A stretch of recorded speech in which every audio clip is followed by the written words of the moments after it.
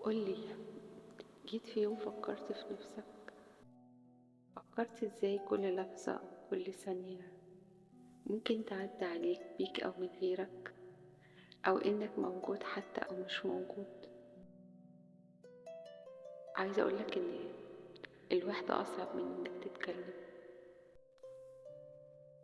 يمكن بيجي عليك وقت بتبين إنك فرحان وبتضحك، بس جواك نار، جواك دموع، جواك صراع كبير. هنا الناس اللي بتخاف من الحقيقة بتخاف من قوة دموعها، بتخاف كمان من عمق روحها ومشاعرها. لكن أنا عايزاك تبقى قوي، تدوب الجروح اللي جواك وتواجه الألم بنفسك، وما تستناش من حد إنه يداويك. اسمع روحك واعرف إننا مهما كانت القسوة ممكن تكون أقوى بكتير، أقوى بكتير من أي حاجة حوالينا، أقوى حتى من أي كلمة جارحة ممكن نسمعها، أقوى من أي لحظة صمت كانت خانقة روحنا. عيش وحس، ابكي، مش عيب. لو محتاج تبكي ابكي، اصرخ كمان، لكن ما تستسلمش.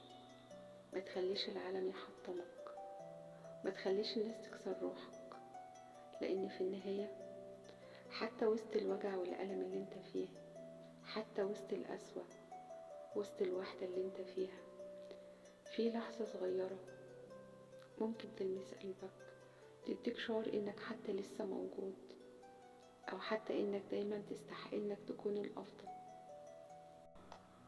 علشان علشان اصعب وجع مش ان حد يكسر قلبك، لا، اصعب وجع حقيقي لما تكون انت اللي بتكسر نفسك كل يوم.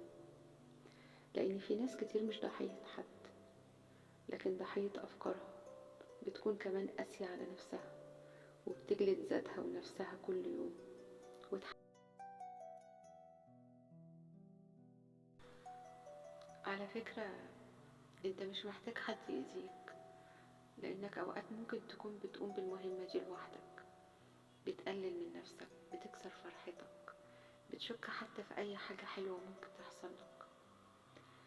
انت مش عدو نفسك على فكرة، انت انسان، غلط بقى او صح، اتعلم، اتوجع، دي طبيعة البشر.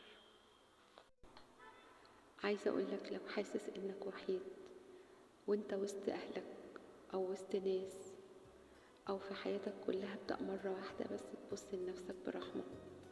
صاحب نفسك وسامح نفسك حتى لو محدش قريب منك. وقف الصوت اللي جواك واختار تكون سند لنفسك، ما تستناش ده من حد. أصعب علاقة في حياتك مش شرط تكون مع حد تاني، أصعب علاقة ممكن تكون علاقتك بنفسك. صاحبها، صالحها، كل حاجة بعدها تتصلح. ودي كانت لمسة روح، مش بتوجعك ولا بتفكرك بوحدتك، لكن بتطمنك وبتقولك إنك مش لوحدك. أنا معاك.